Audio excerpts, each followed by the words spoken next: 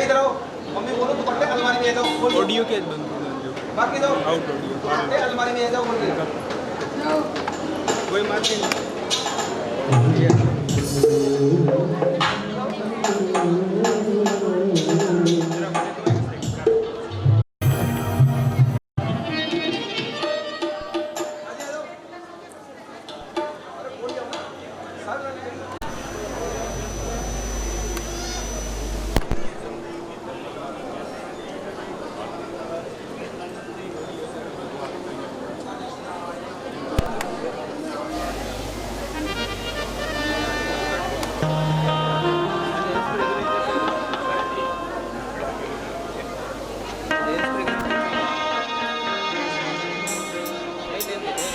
Hello hello hello sir hello hello hello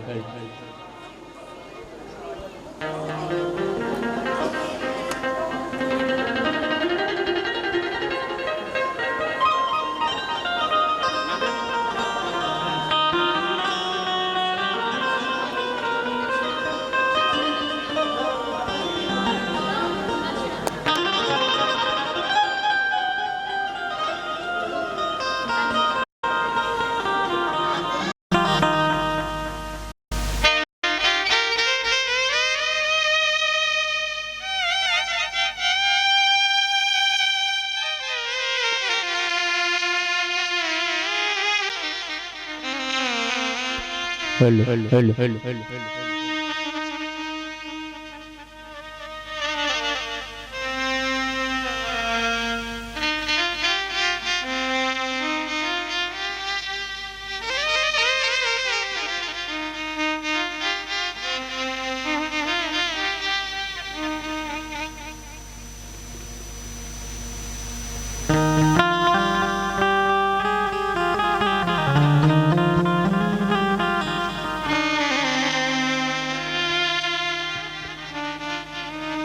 अच्युतं केशवं कृष्णदामोदरं रामनारायणं जानकीवल्लभम् अच्युतं कृष्णदामोदरं रामनारायणं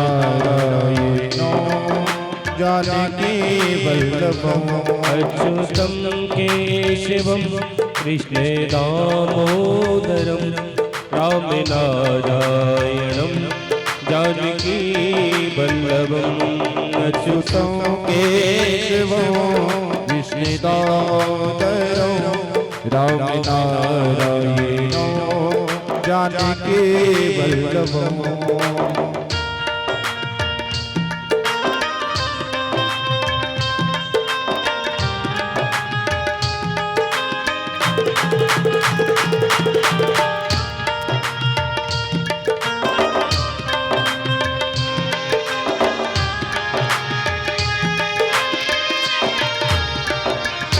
कौन कहता है भगवान आते नहीं, कौन कहते भगवान आते नहीं, कौन कहता है भगवान आते नहीं, कौन कहता है भगवान आते नहीं, द्रौपदी की तरह से बुलाते नहीं, द्रौपदी की तरह बुलाते नहीं। अच्युतं केशवं कृष्णे दामोदरं रामनारायणं जानकी वल्लभम्।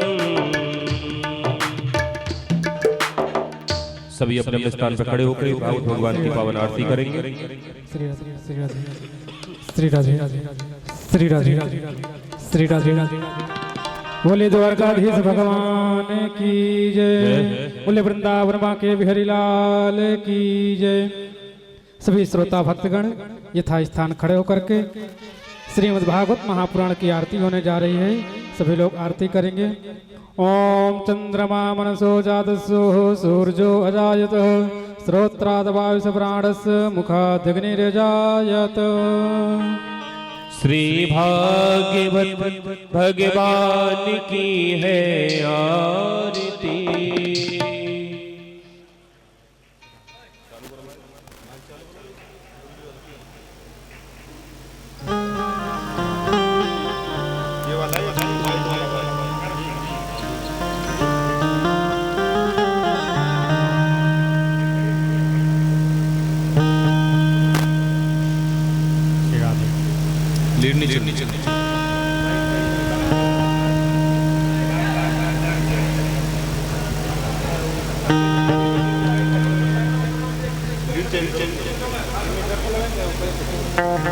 वो वाली दो वाली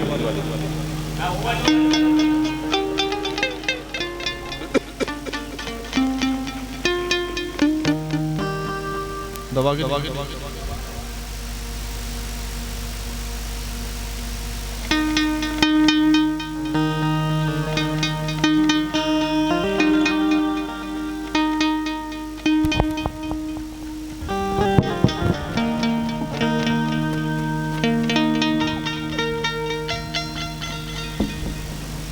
श्री राधे जय श्री राधे श्री राधे।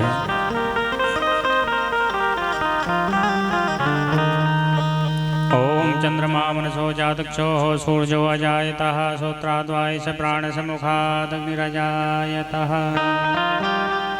श्री भागवत भगवान की है आरती। पापियों को पाप से है श्री भागवत भगवान की है आरती।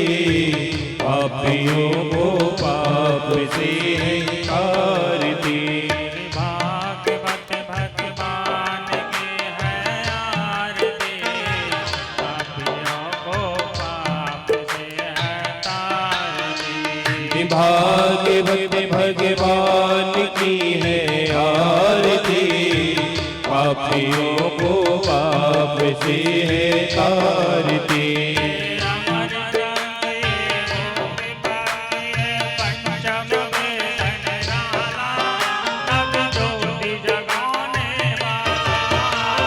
हमारी गलतिये मोती पतिये पंचम भय निराला।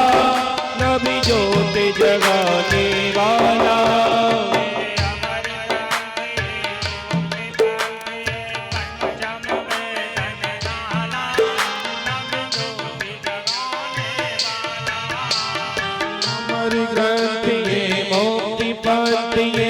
पंचम वेद निराला।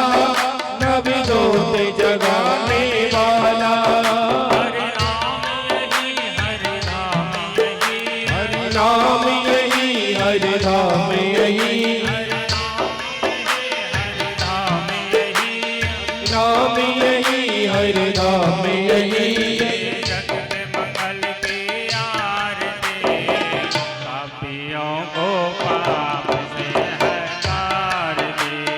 भागवत भगवान की है आरती। पापियों को महिमा की आरती। पापियों को पाप से है तारती। भागवत भगवान की है आरती। पापियों को पाप से है तारती। भागवत भगवान की है आरती। पापियों को पाप से है तारती। भागवत भगवान की है आरती। पापियों को पाप से तारती। कर्पूर गौरम करुणावतारम संसार सारम भुजगेन्द्र हारम सदा संतम भवानी तोमेव माता चिंता तोमेव। तोमेव बंधो सखा तोमेव। तोमेव विद्या द्रविणं तोमेव। त्वमेव सर्वं मम देवदेव त्वमेव सर्वं मम देवदेव त्वमेव सर्वं मम देवदेव। शान्तिरापः शान्तिरोपदया शान्तिः वनस्पतया शान्तिर्विश्वे देवाः शान्ति ब्रह्म शान्तिः सर्वगुण शान्तिः शान्तिरेव शान्तिः सामा शान्तिरेभिः। हस्तो वृक्षालनं महा अक्ष दक्षिणस्ते अक्षतपुष्पाणि गृहीत्वा दिव्यमन्त्रपुष्पाञ्जलिं महा। ओम यज्ञेन गमयन्त देवस्तानि धर्माणि पदमान्यासन्नातेह नाकं महिमानात् पूर्वे साध्याः सन्ति देवाः।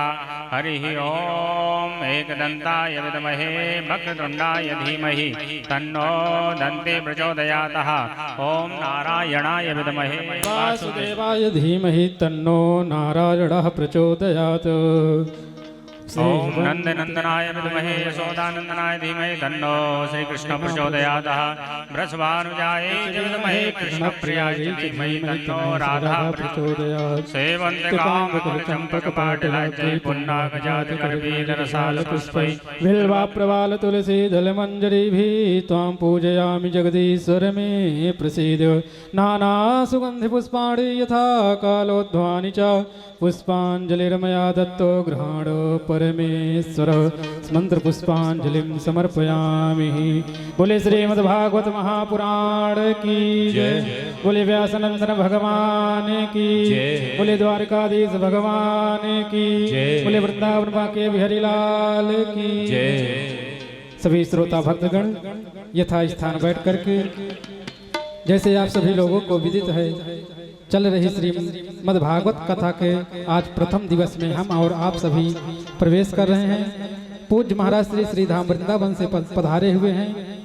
बड़े ही अमृतमयी वाणी के द्वारा आप सभी लोग महाराज श्री के मुखारविंद से कथा को श्रवण करें, जीवन को धन्य करें, कृतार्थ करें।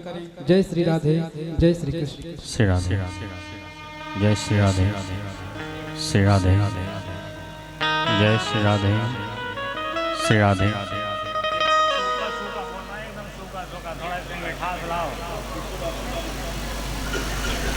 श्री राधे, राधे, जय श्री राधे, श्री राधे, श्री राधे।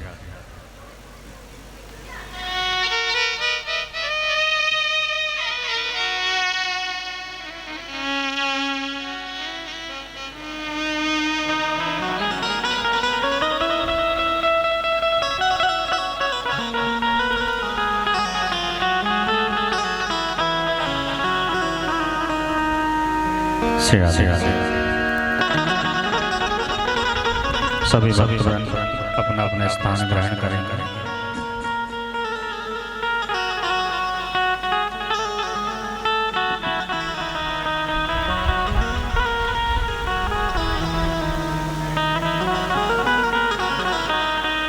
हरि ओम।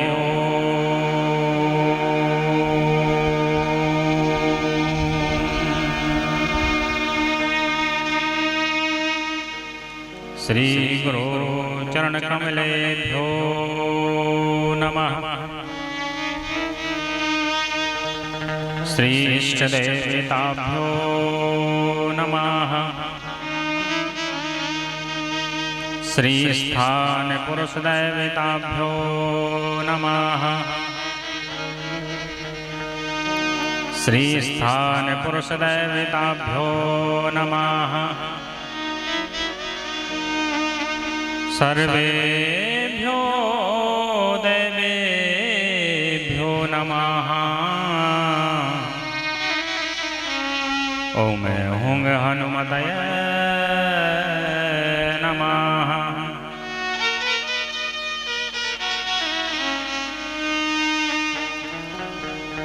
देयं सदा परिभवग्नमभीष्टदोहम् तीर्थास्पदं शिवविरञ्चनुतं शरण्यं व्रजार्त्यहं प्रणतपालभवाब्धिपोतं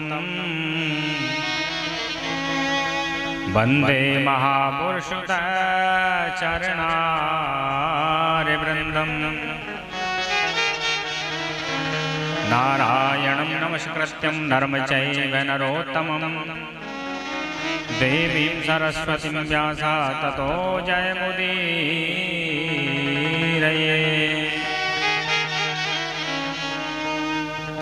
नमोऽस्तु ते व्यास विशाल बुद्धे पुल्लारविन्दायत पत्र नेत्रा येन त्वया भारत तैलपूर्णा प्राज्वलितो ज्ञानमया प्रदीपा। गंगातरंगरमणीय जटाकलापं गौरी निरन्तरभूषितवामभागं नारायणाप्रियमनङ्गमदापहारं वाराणसीपुरपतिं भज विश्वनाथं। तुम वैष्णवी शक्तिरनन्तवीर्या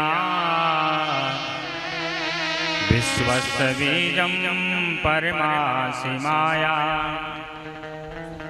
सम्मोहितं देवी समस्तमेतत् त्वं वै प्रसन्ना भुवि मुक्तिहेतिम्।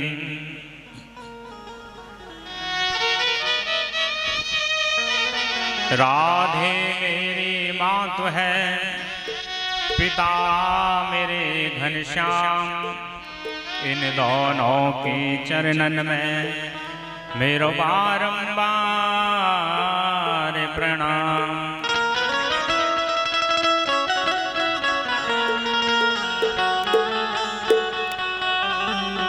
आइए हनुमत विराजिए, कथा कहूँ विधि अनुसार। आए सुआसन लीजे प्रभु, सो विराजिए पवन कुमार। बोलिए वृंदावन बांके बिहारी लाल की जय, अनंत बलवंत हनुमंत लाल की जय, श्री द्वारिकाधीश भगवान की जय, पूज्य श्याम बाबा की जय, पूज्य सद्गुरुदेव भगवान की जय, अपने अपने माता पिताओं की जय। जय श्री राधे, जय जय श्री राधे, जय जय श्री राधे। आइए कथा में प्रवेश करने से पूर्व बड़े दिव्य भाव के साथ में अपनी मन और वाणी को पवित्र करते हुए राधा नाम का आश्रय लेंगे और एक बार सभी भक्त वृंद बड़े भाव से कहेंगे राधे राधे। और थोड़ा जोर से बोलिए राधे राधे। आइए हम कथा में प्रवेश करने से पूर्व बड़े भाव के साथ में भगवान नाम का उच्चारण करेंगे, राधे नाम का गुणगान करेंगे।